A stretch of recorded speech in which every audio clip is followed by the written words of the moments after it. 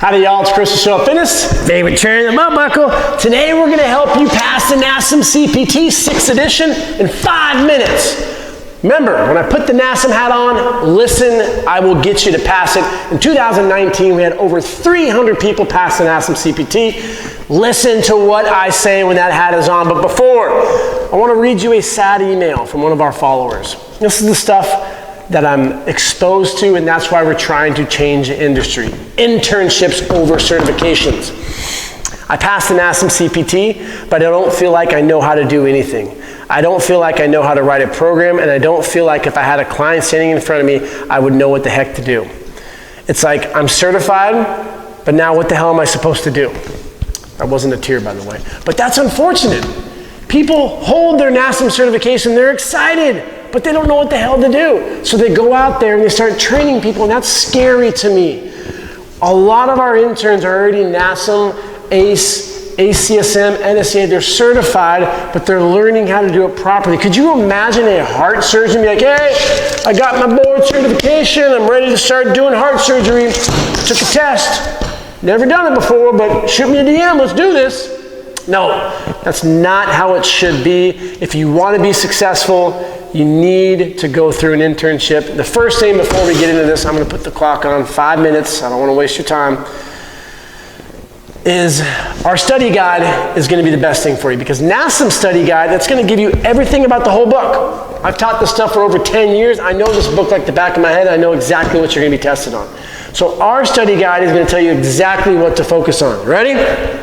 Alrighty, NASM hat. We got 4 minutes and 40 seconds to get you to pass the NASM. All right, open it up, skip chapter 1. Yep, skip.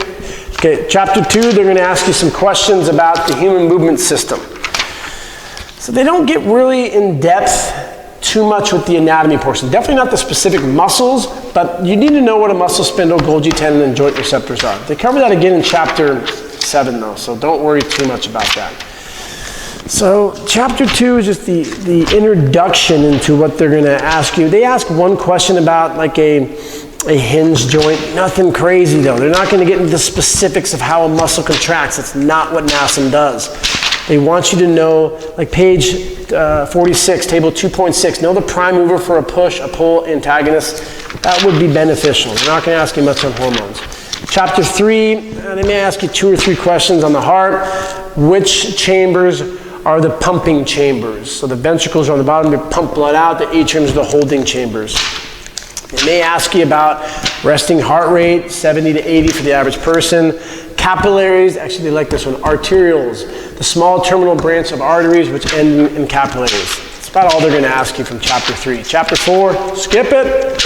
Don't worry, we're doing good on time, 1:40. Chapter 5, there's some good stuff in here. This is your orientation. We spend 2 weeks going over this at our internship because it's important. You know that superior is the NASM hat, inferior is my belt buckle, proximal closest to the midline, distal further away. They're just going to use this terminology. Planes of motion, know the definition. So an imaginary bisector that divides the body into right and left halves is sagittal. It's good to know. Concentric is pushing away, eccentric is slowing down. They're not going to ask you about scapula stuff. Anytime you see stability ball, squat, curl, press, just choose it. You'll be right. NASM loves that question. Proprioceptively enriched environment. Got to choose it. Motor behavior, not really. They'll ask you about like a shoulder press, what muscles are working together, your lower traps, your serratus, your deltoid. That would be like a complex one. I love this picture, by the way. 103, the squat. No, that's stupid. But anyways, 6. No 6, go through 6. I'm going to go through this kind of quickly too, because we're halfway there.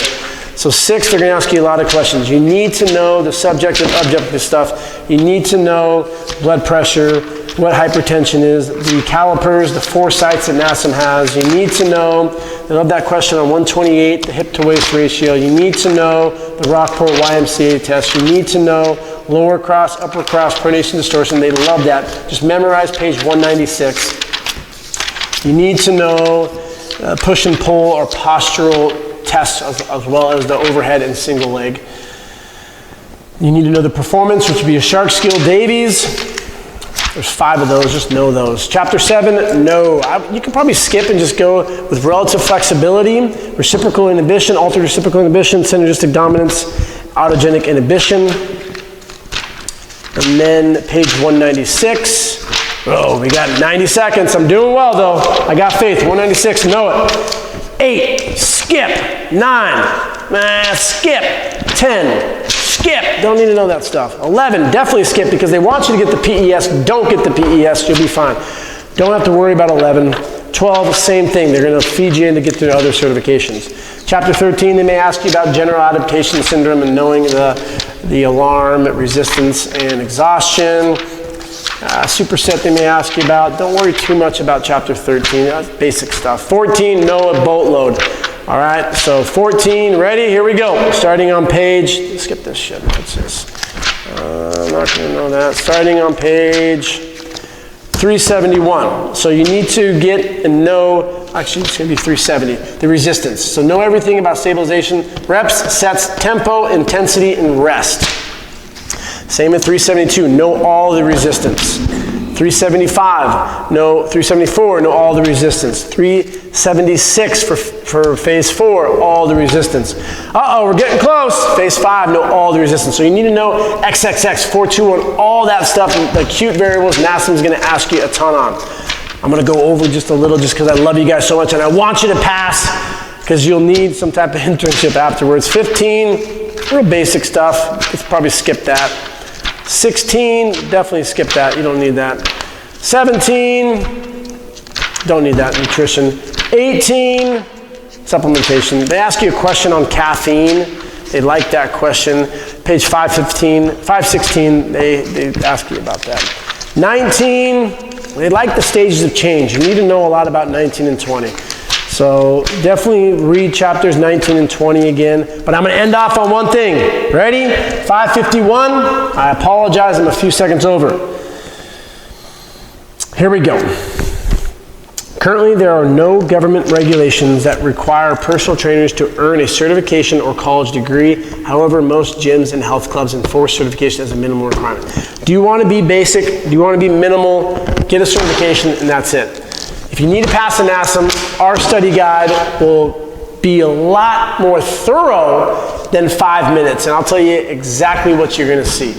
We had over 300 people in 2019 pass the NASM-CPT, and I can help you pass it. But if you want to be successful long term, you need to go through an internship. You need to shadow trainers training. You need to train actual bodies. We have a really cool photo that we just posted.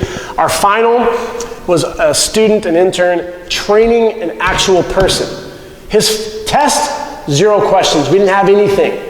He goes through the course, and then as it should be, because we're personal trainers, his final was to actually take somebody he's never met before. It was a 68-year-old lawyer. He had to do a PAR Q, find out where he hurts, what he's done in the past, design a program, and take him through it. He talked about sales at the end. He had to give the service, regress, progress. That's what a quality trainer should be able to do.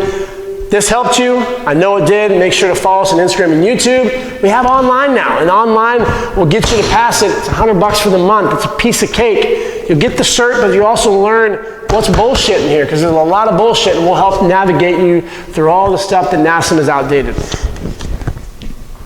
Belt Buckle Tuesdays.